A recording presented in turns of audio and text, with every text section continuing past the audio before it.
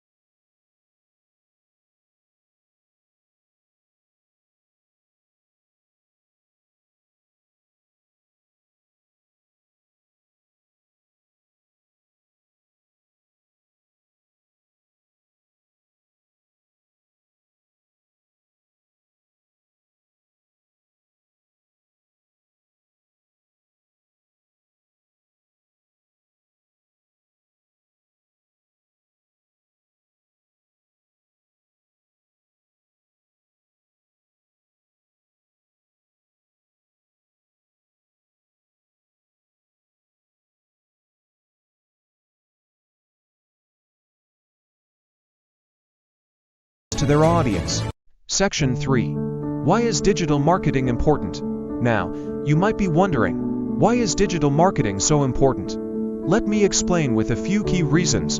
First, the majority of people are online. With over 4.9 billion internet users globally, digital platforms are where your customers are. Second, digital marketing is highly measurable. You can track performance and ROI in real time. Third, it's cost-effective compared to traditional marketing methods. You can run targeted campaigns without breaking the bank. Lastly, it allows you to personalize your message to different audience segments, improving engagement and conversions.